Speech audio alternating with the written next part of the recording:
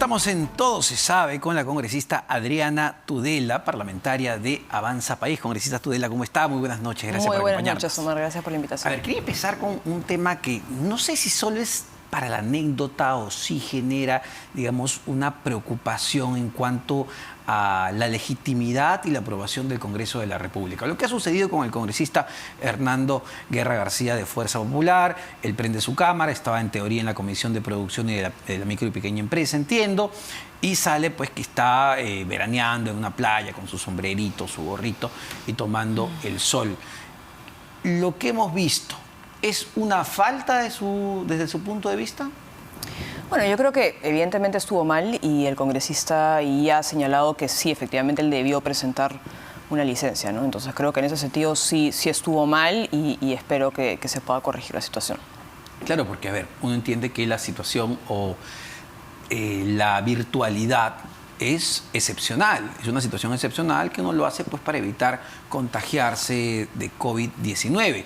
En ese sentido, el mal uso de una posibilidad de trabajo para irse a vacacionar a la playa, sí entiendo que no solo es mal visto, sino, según algunos constitucionalistas, podría ser denunciado constitucionalmente. Constitucional, digamos, hacer una acusación constitucional por algo así creo que sería un poco desproporcionado. Yo creo que evidentemente ha habido una falta, pero hablar de una acusación constitucional por algo así creo que podría ser un poco desproporcionado. Se lo pregunto porque lo dijo directamente el constitucionalista Omar Cairo. Él dice textualmente, a Guerra García estaba en la playa durante una sesión parlamentaria, sin tener licencia, como lo ha admitido. Habría cometido infracción constitucional. Artículo 92 establece que función congresal es a tiempo completo. Se le puede iniciar un juicio político que concluya en su destitución. Sí, bueno, creo que es una respuesta bien desproporcionada y efectivamente hay una falta y creo que el congresista tiene que corregir esta situación, pero hablar nuevamente de una acusación constitucional en este contexto es algo desproporcionado, ¿no? Y creo que si bien este tipo de hechos finalmente terminan afectando la imagen del Congreso y la aceptación, sobre todo, que tiene el Congreso, creo que la principal crítica que haría yo y lo que creo que nos está afectando más como institución en este momento es la falta de firmeza y la falta de decisión a la hora de ejercer el control político frente al Ejecutivo, ¿no? Entonces creo que sí, hay muchos errores y hechos desafortunados dentro del Congreso, pero principalmente diría yo que deberíamos estar preocupándonos en asumir un rol bastante más firme frente a este gobierno y convertirnos en un verdadero contrapeso frente a este gobierno, ¿no? Porque creo que durante mucho tiempo la oposición en muchas circunstancias ha terminado siendo más que nada discursiva, ¿no? Y no contundente en las decisiones que se toma y creo que eso es algo que finalmente termina deslegitimándonos o desprestigiándonos frente a la ciudadanía. Sí, claro, porque, y se lo pregunto, no refleja incluso más allá del hecho. Uno puede decir, oye, bueno, sí, pues ya tenía esto programado, pedir disculpas. El salir hoy en la mañana en Ampliación de Noticias, aquí en RPP, y decir, bueno, lamentablemente tenía pues que trabajar, no refleja una desconexión con la ciudadanía de quienes son los representantes de la población. Creo que la ciudadanía en este momento pide que se enfrente a la crisis política, no piden una salida a la crisis política y sobre todo que se ejerza un control político real. Ya vemos cómo los ministros no cumplen con su función, tenemos a gente que no cumple con los requisitos mínimos para poder estar a la cabeza de las distintas carteras. Y desde el Congreso no hay una respuesta contundente, ¿no? Entonces creo que el descontento y la desconexión del Congreso pasa principalmente por ahí, porque no estamos siendo un contrapeso real frente al Ejecutivo. ¿Y cree que, y se lo pregunto, Pedro Castillo también, el presidente, está desconectado de la realidad cuando hoy le escuchamos frases como el de, bueno, a mí no me han encontrado absolutamente nada de corrupción en mi gobierno, cuando claramente tenemos a personas directamente relacionadas a él que están prófugas de la justicia? ¿También es un nivel de desconexión? Sí, evidentemente el presidente está involucrado de manera bastante directa en casos de corrupción, ¿no? Digamos que no es que esté vinculado de manera lejana, sino que hemos visto cómo él ha tenido reuniones clandestinas en Zarratea y cómo mágicamente al día siguiente han habido empresas o los proveedores con los cuales se reúne ganan licitaciones de un día para otro. Tenemos el caso de los $20.000 en el baño de Bruno Pacheco. y definitivamente estamos viendo cómo se están repartiendo los puestos públicos y el presupuesto público como si se tratara de un botín, ¿no? Entonces creo que el presidente también está haciendo afirmaciones bastante alejadas de la realidad a la hora de señalar que no hay nada que lo involucre. Ahora, no, quizá, no sé si es desconexión o quizá es la sensación o el sentimiento de una persona que cree que al final del día nada le va a suceder. Y es lo que usted mencionaba hace un momento, ¿no? Hay mucha retórica, hay mucha crítica en el Congreso de la República, pero valgan verdades. Al día de hoy no ha pasado absolutamente nada. Exactamente, y creo que esta idea de las 2 balas de plata han terminado siendo muy dañina para el Congreso, ¿no? Porque finalmente ha terminado sirviendo de pretexto para no actuar. Y se cree que nosotros debemos, digamos, no arriesgar absolutamente nada, no arriesgarnos a que se presente una cuestión de confianza, no arriesgarnos a que se cierre el Congreso, porque de lo contrario, ¿quién defiende la democracia? ¿Quién defiende la Constitución? Pero en los hechos, en la práctica, lo que ha sucedido es que este gobierno ha atropellado la Constitución y principios básicos de la democracia constantemente y no ha habido ninguna respuesta por parte del Congreso, ¿no? Entonces, si nosotros, digamos, evitamos ejercer control político para mantenernos como bastión de defensa de la democracia, ¿de qué clase de bastión de defensa de la democracia estamos hablando si es que no somos capaces de ejercer control y de sancionar a quienes atropellan la Constitución y violan principios básicos de la democracia, como podría ser la transparencia o la rendición de cuentas, ¿no? Que ya hemos visto cómo el presidente Castillo se rehúsa sistemáticamente a rendirle cuentas a la prensa, al Congreso, a la justicia y cree que es intocable. Y dado que lo menciona, ¿cómo toma usted el hecho de que no haya querido recibir a la Comisión de Fiscalización? Y bueno, y no solo eso, sino que más allá de que puede estar en su derecho como presidente y digamos, tiene una inmunidad que la Constitución le da, lo anuncia o les da esta información a los congresistas a horas de que iban a acudir al Palacio de Gobierno, y él ya tenía planeado viajar a Huancavelica. ¿Cómo toma esto? Bueno, la verdad es que no me sorprende mucho, ¿no? De hecho, lo sorprendente hubiese sido que los reciba, efectivamente, porque ya hemos visto cómo se rehúsa el presidente Castillo de manera sistemática a rendir cuentas y a dar respuestas, a responder preguntas, y no solamente frente al Congreso, sino frente a la prensa y frente a la justicia también.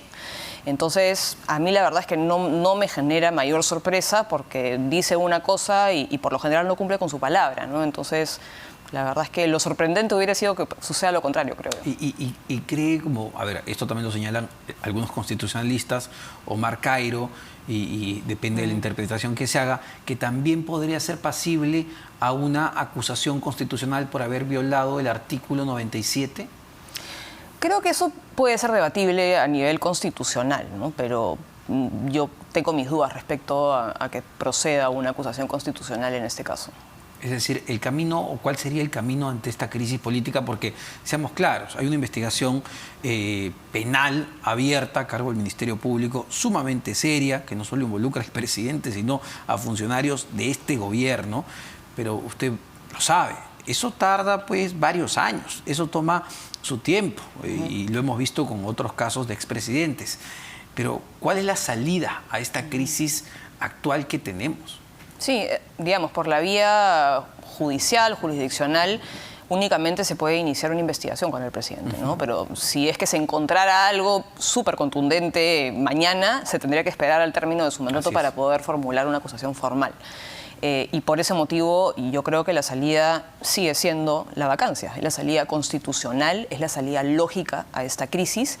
Y creo que con los nuevos hechos que van saliendo día a día y que incriminan cada vez más al presidente Castillo, cada vez van a haber menos excusas para aquellos congresistas que hasta hoy no se deciden por apoyar una moción de vacancia. Creo que digamos, esta situación es insostenible durante 5 años y creo que si bien conseguir los 87 votos para una moción de vacancia es un desafío, y no solo dentro de las bancadas que se consideran de oposición, sino que si queremos llegar a 87 votos, en algún momento vamos a tener que conseguir votos de las bancadas que hoy son oficialistas, ¿no? Entonces ahí está el verdadero desafío, pero nuevamente creo que esa es la salida lógica y es la salida constitucional y la que menos daño institucional generaría. ¿Y por qué cree que se está haciendo tan difícil si uno se pone a pensar en lo que ocurrió en los últimos años, en la crisis que tuvimos con Vizcarra, con Merino, finalmente entra Sagasti, el propio PPK, por mucho menos?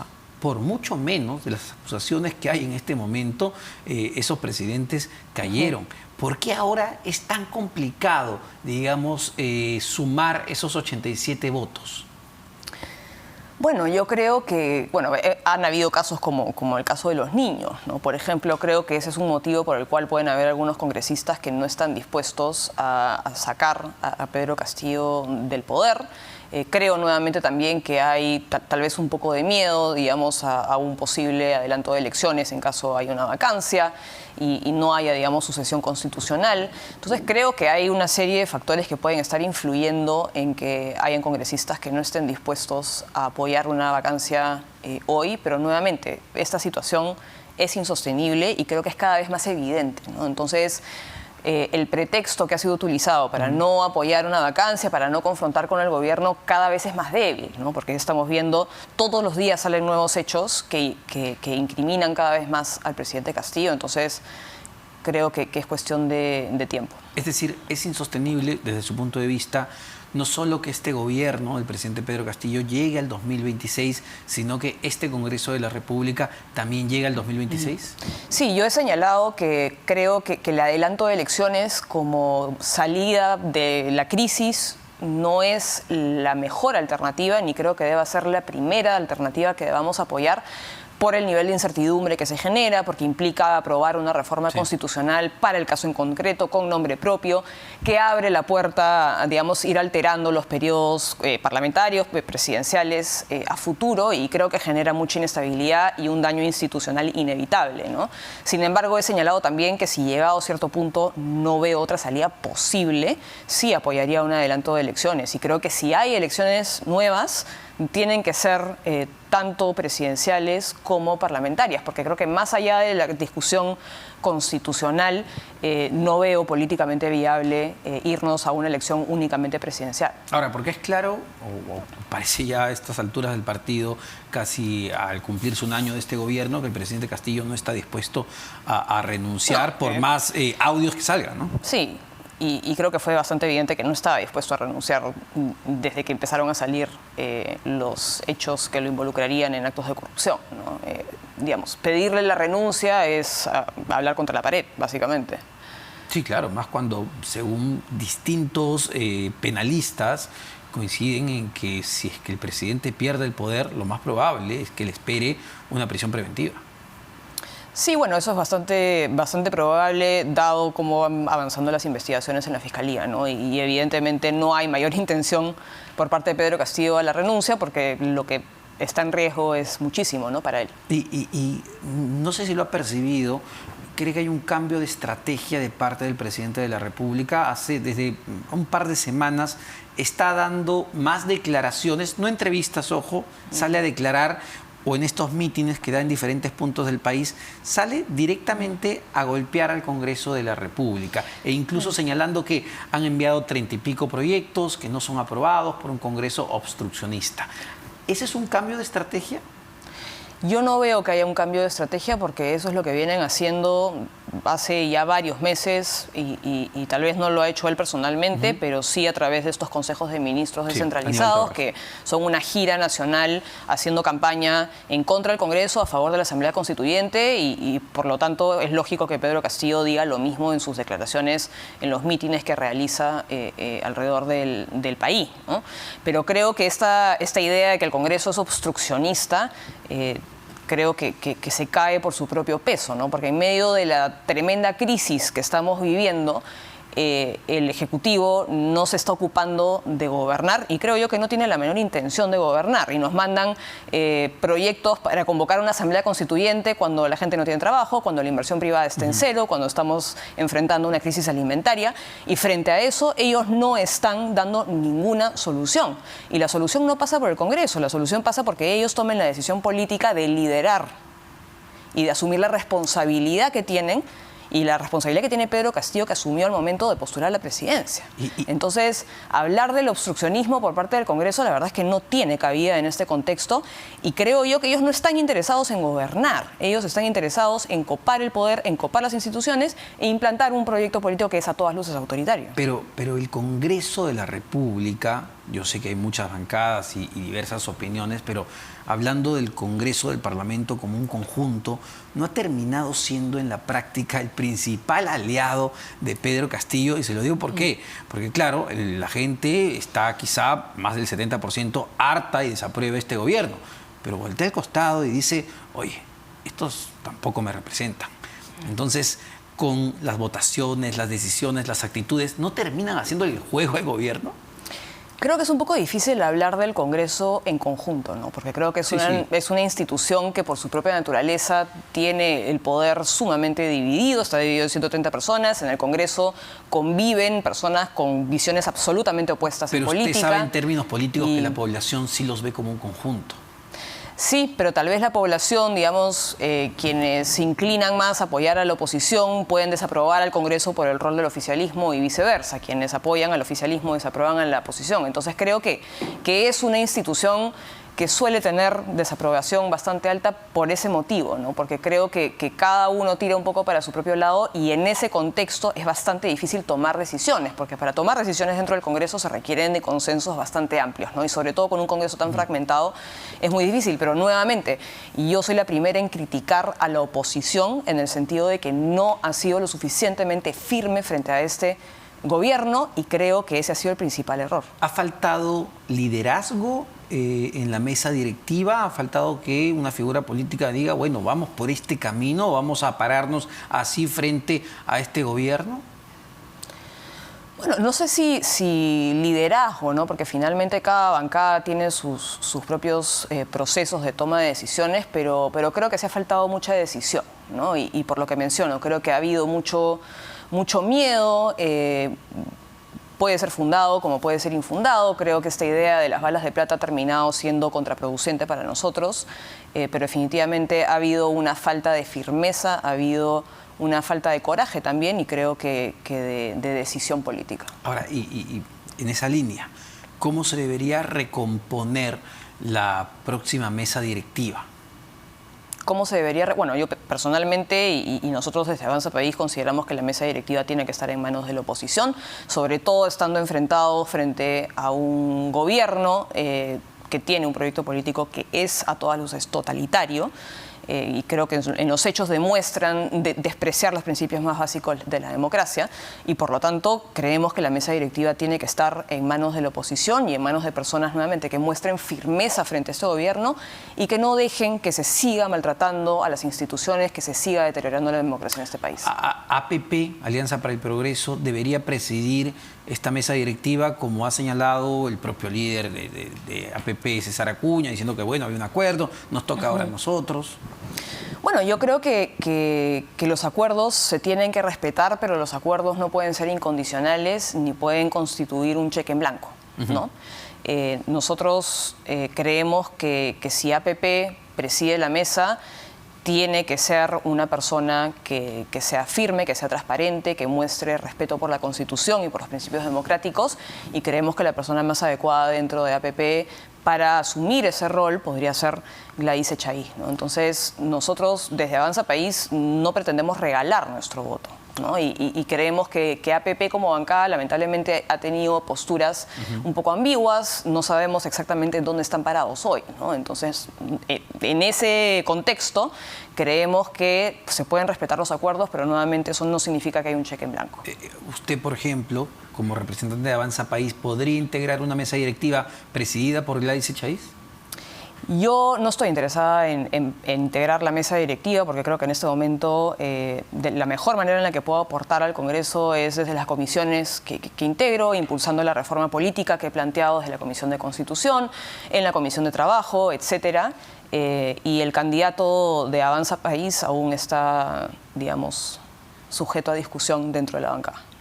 ¿Y cuándo se va a tomar la decisión? Bueno, durante los próximos días. Y ahora, si bien es cierto que Gladys Echaíz pertenece a Alianza para el Progreso, también es cierto que ella es una invitada, ella es una independiente. Y sabemos que en muchísimas ocasiones ha votado más bien en contra de su bancada. Mientras su bancada votaba en contra de la vacancia, ella votaba a favor de la vacancia contra el presidente Castillo. ¿Ustedes no van a aceptar cualquier candidato que ponga al frente a APP? No, no vamos a aceptar cualquier candidato. A eso me refiero con que nuestro voto no lo vamos a regalar. Que hay un acuerdo no significa que hay un cheque en blanco. Y en ese sentido creemos que APP debe poner en la lista de la mesa directiva a una persona que muestre firmeza, que muestre claridad en sus posturas y que muestre un respeto irrestricto a la Constitución y a la democracia. Si no es Gladys Echaíz, otro nombre que ha surgido es Eduardo Salguana e incluso Lady Camones antes de que se filtrara el audio que ya conocemos. ¿No? Bueno, esos tres candidatos nosotros como bancada creemos que debería hacerlo Gladys Echaíz. Y entonces me está diciendo que por Eduardo Salguana no pondrían sus manos al fuego, o su voto al menos. No, porque creo que como parte de APP, Eduardo Salguana no ha sido firme en sus votaciones y digamos, ha contribuido a esta ambigüedad dentro de la bancada de APP, ¿no? Entonces, nuevamente, nosotros estamos exigiendo que haya cierta claridad en las posturas, que haya firmeza frente al Ejecutivo y lamentablemente no es eso lo que hemos visto por parte de la bancada de APP, incluido Eduardo Salguana, ¿no? ¿Y no les preocupa que quizá con esa posición de decir, bueno, nosotros no vamos a aceptar a cualquiera, APP termine buscando los votos en otras bancadas que son más cercanas al gobierno? Se lo pregunto porque directamente la bancada magisterial, que en la práctica es la nueva bancada oficial del gobierno del presidente Castillo, ha estado en conversaciones con APP para ver cómo se conforma la mesa directiva. Es una posibilidad, sería una posibilidad. Sí, bueno, es una posibilidad, pero en ese caso Acuña y su bancada tendrían que asumir de manera oficial su alianza con este gobierno, ¿no? Y creo que ellos, si lo hacen de esa manera, tendrían que asumir la responsabilidad que ello implica. Y genera cierta, en este contexto que estamos hablando de la nueva mesa directiva, o cómo se va a recomponer el tablero de ajedrez después de 28 o 29 de julio, preocupa una declaración del presidente que dice que va a haber sorpresitas para justamente pero el siempre mensaje lo de dice, fiestas ¿no? patrias. No es la primera vez que lo dice. Cada vez que va a dar un discurso o va a ir al Congreso, anuncia sorpresas que al final nunca terminan ocurriendo, ¿no? Entonces, nuevamente, creo que la palabra del presidente no es la más confiable en este momento. Ahora, otro punto clave que tiene que ver con el Congreso de la República, entiendo que el día jueves se va a ver la moción de censura que se presentó en contra del ministro del Interior, Dimitri Sedmanche, por lo que ya conocemos, ¿no? La fuga de Juan Silva en la cara de los policías a quienes se les pidió que lo vigilen en sus desplazamientos. ¿Avanza País va a votar a favor de la censura? Sí, nosotros vamos a votar a favor de la censura. ¿Por qué motivo en específico? Bueno, principalmente por la fuga del exministro Silva. Creemos que el ministro no ha sido capaz de responder satisfactoriamente frente a ese suceso y consideramos que es evidente que tiene responsabilidad. Y también por el pésimo manejo de las revueltas y los enfrentamientos que ocurrieron en Arequipa hace algunos días, ¿no? Y de hecho nosotros fuimos como bancada los promotores de invitar al ministro. Sí.